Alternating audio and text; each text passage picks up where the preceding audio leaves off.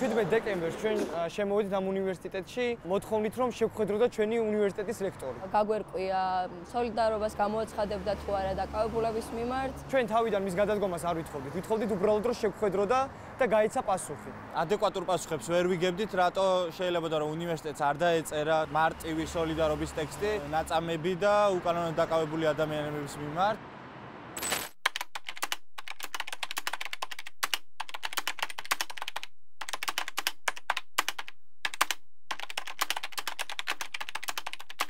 არავითარ შემთხვევაში არ შემოუშვათ არავინ.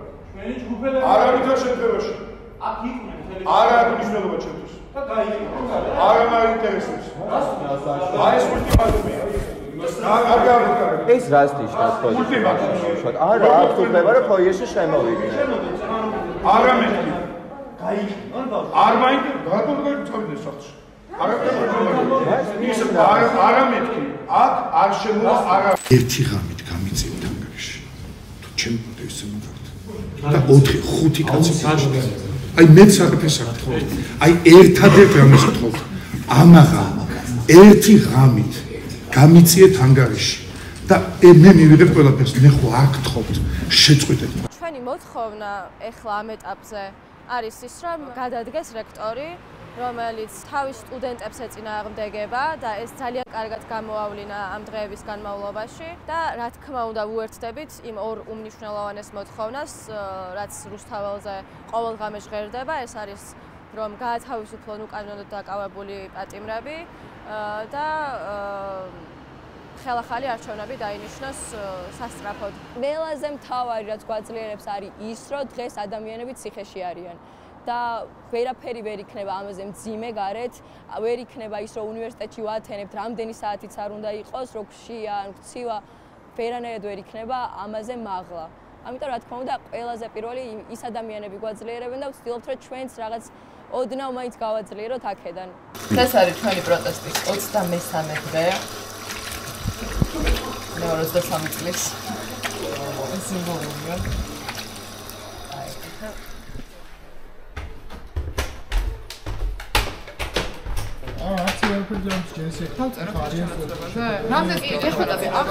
მე თოკა თემოც გავუშვათ სახლში რა გეხვეწებით. ხო და ისინი.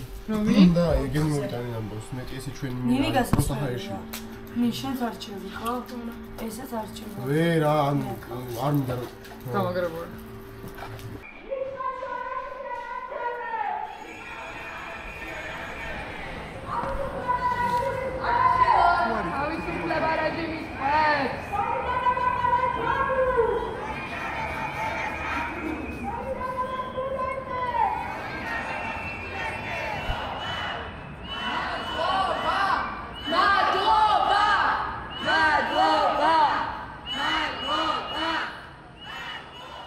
თავიდან იყო პირველი ერთი კვირა ყველაზე მძიმე, როცა მარმარილოზე გვიწევდა დაწოლა და არ გვქონდა არანაირი გასასვლელობის საშუალება. პირველ დღეს პლედებიც არ გვქონდა, რომ გამთბარიყავით. ვიცით რომ უნივერსიტეტს აქვს რაღაცა პლიტები, თუ ცენტრალური გათბობა არ ირთვება და ვერ ჩართავენ ამას, პლიტები მაინც მოგვეცით რომ გავთვეთ. ამაზე მივიღეთ ეგეთი პასუხი რომ თქვენ პროტესტიც გინდათ და კომფორტიც გინდათ, ეგრე სად არისო? ამაზე ჩვენ ვუპასუხეთ რომ მაშინ ჩვენ მოვიტანთ ჩვენს გამათბობლებს და დენის წყაროთი ვისარგებლებთ და თავიდან ამაზეც პრობლემა გვქონდა და შემოვაპარეთ ჩუმად. საჭმელთან ერთად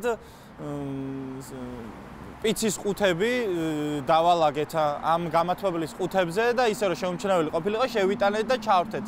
ასევე მოვიქეცით ლეიბებზე, ვნახეთ ერთ-ერთი აუდიტორიის კარი რო იყო ღია, იქიდან გამოვიტანეთ ლეიბები და იმაზე დავწექით. მაგის შემდეგ იყო ძალიან ბევრი წინააღმდეგობა, იყო მე-12 დღე, რომელსაც მინდა ხაზი გაუსვა. გადმოვკიდეთ ბანერები, წარწერით ხელახალი არჩევნები. და ამის შემდეგ ადმინისტრაციამ დაიწყო ჩვენს მიმართ დასჯით სამუშაოები. რომ მთელი გამედაყვალებისთვის შემოიტანა, იმას შემოიტანთ. რას ნიშნავს? აი, ეგეთი ის არის. კარები შემოიტანა, რომელი კარები? როგორ ნიშნავს? ფრიჭოზე თუ ფრიჭოში, საჭმელი ბოდიში. ფრიჭოში იქიდან რაც არის კედელთან? ანუ საჭმლის გარეშე ვტოვებთ მთელი ღამე? ნიშნავს და ზევითოდარბი ხარ, აი მაგას ნიშნავს. ზევითოდარბი ვარ. ყველაზე მძაფრი დღე იყო, როცა საჭმელი არ შეგვატანინეს და განათლების საშუალებაც არ მოგვცეს.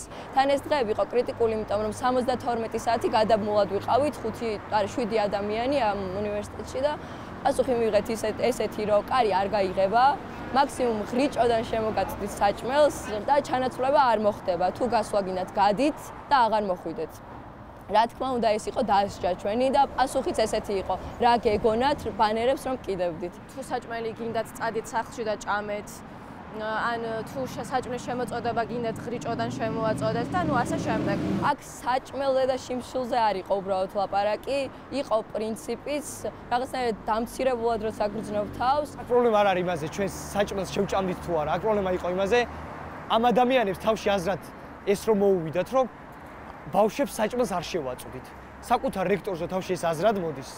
მე აღარ ვიცი ამ ადამიანს რა უნდა ვესაუბრო. ეს თავიდან იყო დიდი იმედგაცრუება, იმიტომ რომ ყველაზე მეტად ელოდები იმ ადამიანისგან გვერდით დგომას, ვინც რაღაცნაირად მიგაჩნია, რომ აი შენთან არის აუცილებლად, მაგრამ მე უკვე ამ ყველაფრის გაანალიზება შევძელით, მივხვდით, რომ კი ჩვენს მხარეს არ არის, მაგრამ ეს არ ნიშნავს იმას, რომ ჩვენ ამით დავსუსტდებით. პირიქით, უფრო ძლიერები ვიქნებით. თავიდან მქონდა ის, რომ დავიცვათ ამ უნივერსიტეტის ღირსება და ამ ადამიანის ღირსება, მაგრამ მე მივხვდით, რომ არა, ამ უნივერსიტეტის ღირსებას დავიცავთ, იმიტომ რომ ჩვენი ღირსება ამ უნივერსიტეტის ღირსებაზე დგას, მაგრამ თუ ამ ადამიანს არ უნდა, რომ ამ ღირსებით იყოს ჩვენს გვერდით, ეს მისი არჩევანია.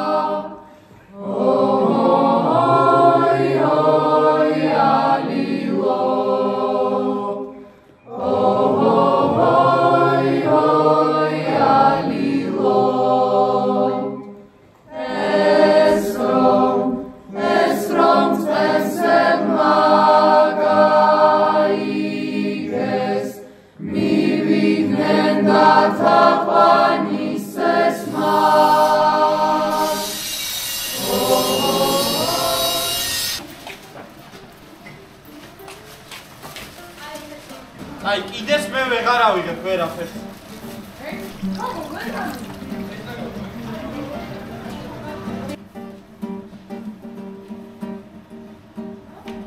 ადამიანა გვიანოთ? დილით. მამა?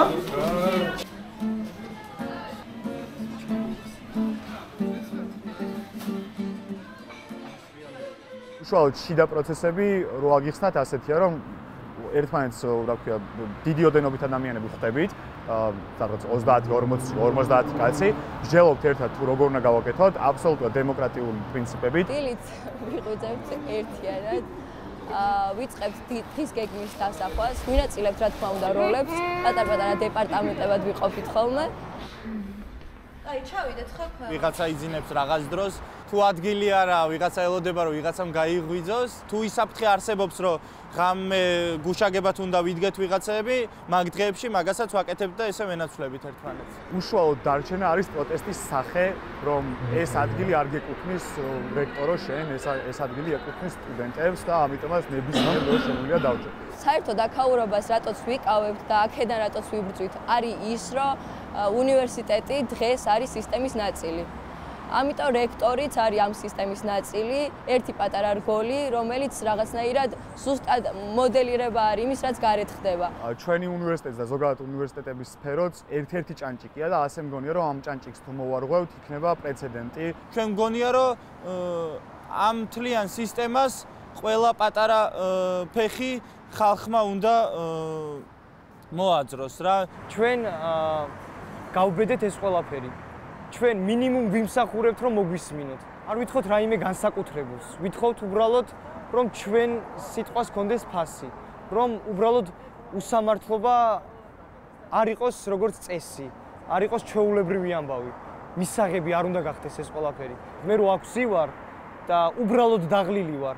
ეგ იმიტომ რომ გამიმართლა, იმიტომ რომ მე აქციებზე ვიდექი მანამდე და იმ ადამიანების მაგივრად, ვინც ახლა ციხეში არის, რომ მე იქ არ ვარ და აქ ვსივარ, უბრალოდ გამართლებაა და მე ამ გამართლების გამო არ მაქვს იმის უფლება, რომ გავჩვენდე.